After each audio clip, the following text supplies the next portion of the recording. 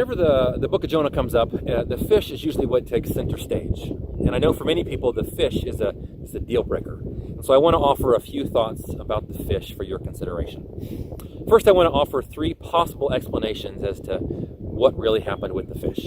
3 ideas as to what may have happened. First one is, maybe it's possible for a human being to live inside a fish for 3 days. Maybe a human can survive inside a big fish for 3 days.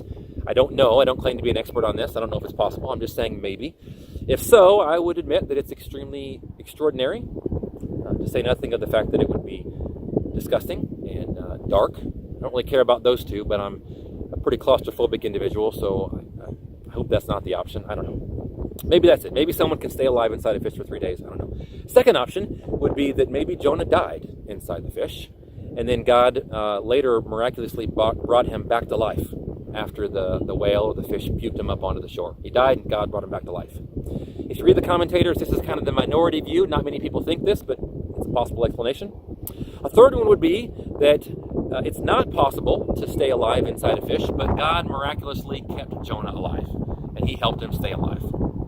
Maybe that's it. I don't know. We don't know which of these possible explanations, if any of them, accurately describe what actually happened with the fish. We don't know because the author of Jonah doesn't tell us what happens. And I think the author doesn't tell us what happens because whatever happened doesn't affect the overall theme of the book. I've said multiple times in this series that the fish is just a footnote. Right? He's just like an ancient Uber taxi for God to use to get Jonah where he wanted him to go. I tend to lean more towards the third explanation, that God miraculously kept him alive, but again, I don't have an emotional attachment to any of those. I don't know. But I think a bigger question here, which is the second thing I want to offer for your consideration, is just the idea of miracles in general. Right? I think it was probably a miracle. Regardless, I think we should talk about miracles for a second, because that's the bigger issue at stake here. Right? If you have already settled in your heart on a worldview that says miracles are not possible, there's no God that exists at all, or if there is one, he's not up there doing miracles. If that's your position, then I can see how the fish part of the story would be hard for you to swallow. I was waiting to say that. See what I did there? Hard for you to swallow. Anyway, if there's no God, or if miracles don't happen, I can see how that would be hard for you to accept.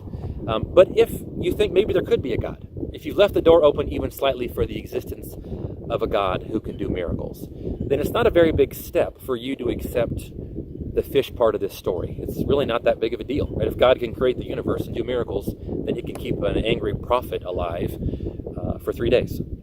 Which really brings me to my last point, right? So I gave you 3 possible explanations as to maybe what happened.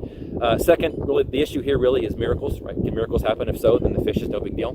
But the third thing that really matters the most is that the most important miracle God ever performed, if you believe there is a God, was in bringing a different prophet back to life after being fully dead for 3 days. That prophet, of course, was Jesus. Now, Christians believe that Jesus orchestrated the timing and the details and the events of his birth, as well as his death. We believe that he was fully in charge of everything from beginning to end. Now, if you believe someone can do that, is capable of doing that, and I believe that Jesus is, then I think it's safe to go with whatever he says on any given topic. Right? If he can orchestrate how he lives and how he dies, when he lives and when he dies, then we should just listen to what he says about anything. At least that's my position. And it just so happens that Jesus has something to say about Jonah. So I want to read it real quick before this big Montana storm rolls in behind me. I want to get this done because the storm is on my heels.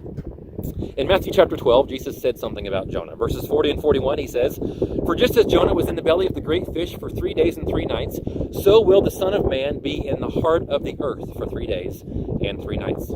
The people of Nineveh will stand up against this generation on judgment day and condemn it, for they repented of their sins at the preaching of Jonah. Now someone greater than Jonah is here, but you refuse to repent." It seems like Jesus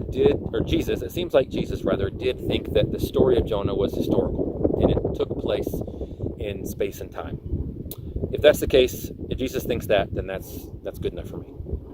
Regardless of where you land on the topic of the fish and the mechanics of how the fish worked out, I pray that you had found some encouragement in this series. If you did, you can go to fromthefray.com/series, fromthefray.com/series, to find other biblical teaching series that we have on there. If you have a suggestion or a comment or a question about what we could do next, there's a form on there. You can anonymously submit that and let me or Chaplain Caps know what you'd like to see us work on in the future. Thanks.